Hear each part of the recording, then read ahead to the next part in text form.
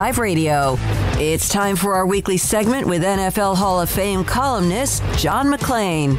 Brought to you by Pioneer Steel and Pipe, where customer service is their main focus, and best in metal, steel, and pipe for large or small projects, with 2 locations in Waco and Bryan. Family owned and operated since 1943. John McClain, Hall of Fame writer, columnist. Tuesdays at 5:30. Sikkim 365 Radio and 365 Sports. John, thank you very much for being a part of the show. Training camps. Do you know the first one? The NFL, is it within the next 10, 12 days or so? Yeah, it's whoever's in the Hall of Fame game. Yeah. I don't pay any attention. Are the Cowboys in it?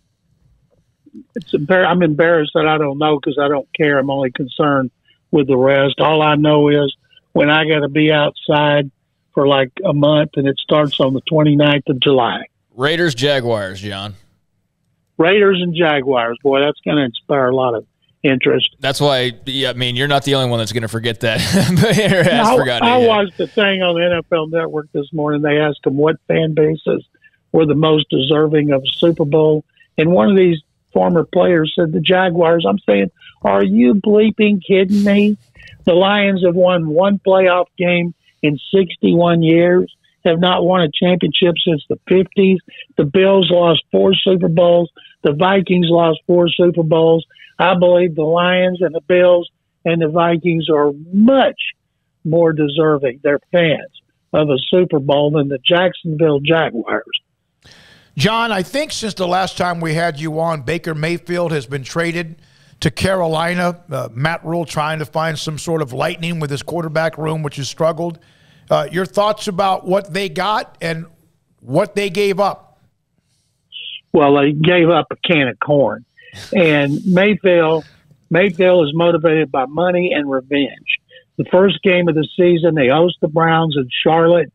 Boy, you know he is going to have such a big chip on his shoulder to show the Browns after the things they leaked about him. And they've been leaking things since the trade, which I think is gutless for people to do. And, it was a year and a half ago that he helped the Browns go 11-5 and beat Pittsburgh and threw 3 touchdowns in a playoff game. First time a Browns quarterback won a road game on the playoffs, I believe, since '69.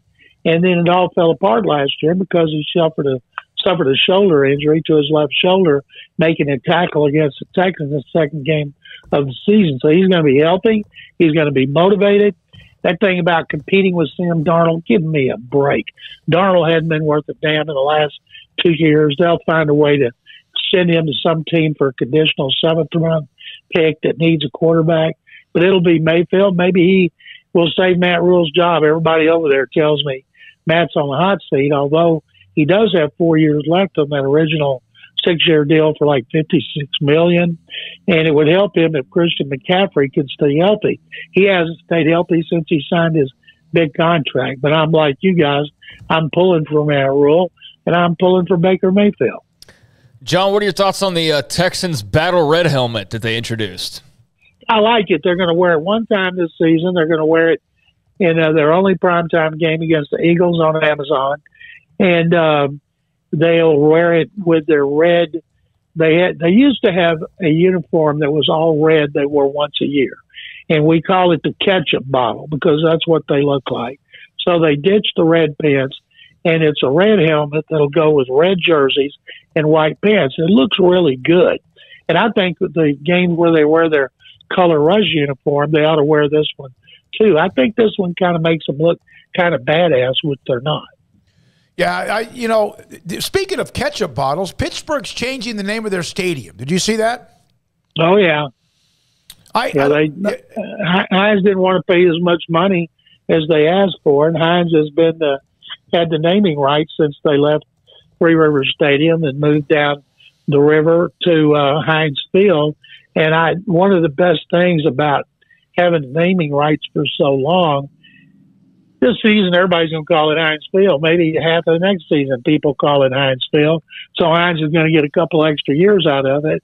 Just like it took me forever to get used to the Raiders leaving Oakland for L.A. Mm-hmm. Then it took me a couple of years to get used to them going back to Oakland from L.A. So Heinz has gotten a lot of mileage. I never understood why they needed it anyway. As far as I'm concerned, there's not another ketchup out there but Heinz. The Whataburger ketchup, I guess, what you see now. You can get that in a grocery store. John Rob Gronkowski says even if Tom Brady calls, he is not going to unretire. I know there's probably a lot of people that will roll their eyes at that, but do you believe him when he says that? I believe him now. I think that's the way he feels. You know, he knows what it's like to retire. He stayed out a year, came back, won a Super Bowl. And you never know if, say, the Bucs tight end goes down and all of a sudden they need somebody, maybe he'll come back. Pretty sure he probably doesn't like the idea of going through training camp, even though it's such a piece of cake today compared to the way it used to be. But it wouldn't surprise me if we don't see him again. I'm not exactly sure what he'd do. He had a chance on TV. He wasn't very good. I think with his personality, you would think he'd be good because he'll say anything, but he might be better as a WWE analyst instead of the NFL. Or hell, he could be a wrestler and be a superstar. Just his personality alone is already very much right in tune with what they do. It's already been in there. Absolutely. Yeah, you're right. He had. Hey, I was curious about this. Condoleezza Rice, the former U.S. Secretary of State, is joining the ownership group of the Denver Broncos. What does that entail? Does that mean she must be a financial contributor, or how does that work? It can be any way you want it. And the NFL wants minority ownership. They can't get anyone to step up and get approved by the team to be the next owner. And so they think that if you have minorities in part of the ownership group, maybe eventually they'll have a group that might buy the team if it becomes for sale, or they might buy another franchise. And I'm pretty sure she's putting in some money, but I don't think she's putting in a lot of money, because think out, if you just put in 1% of $4.5 billion, whew, jeez, maybe it's like 100%. I told Bob McNair when he had his partners with the Texans, and he told me one of them, well, I said, how in the world does he have $2 million to buy in? He said, well, we will take it out of his cut of the profits. I said, in other words, you can make me a partner. Yes. He said, I could, but I'm not. Yeah, I'm not. And I'll always, anytime I think about Bob McNair and the Texans being born, I go back to, I don't know if it was in New Orleans or Miami or where it was, when he was walking around with that, the replica of a stadium, and nobody was giving Houston much of a chance, were they, John, at that particular time? And they ended up getting the new franchise. That was in Tampa. He paid $75,000 for that model. It was built at San Mateo, California. He had it trucked all the way to the Super Bowl. He put it up in the middle of the media room. And one night I went down about 1 a.m. to see if I'd missed any quote sheets or anything like that. And there he is doing an interview with Japanese TV, and he's saying it in English and they're translating back in Japanese while he's discussing the stadium that would become Reliant and is now NRG. What does it take for an owner to be shown the door, other than obviously Richardson at Jacksonville? But in the Daniel Snyder case, I know we've asked you this before, Congress has accepted an offer for him to testify, I guess, by Zoom or whatever, July 28th. What does it take for the NFL to tell an owner he must leave? Well, first of all, say they had a vote. You got to have 3/4 of the owners to vote him out. Then he's going to sue. And then you have discovery. Do you think Jerry Jones and Robert Kraft are going to want to open their books? That's why St. Louis got $800 million. The owners didn't want to open their books. And Snyder's been around long enough to know a lot of secrets, to know a lot of dirt. What they want is for an owner like Jerry Richardson to say, okay, enough is enough. I'm getting out before the posse comes to town to investigate me. And he sold.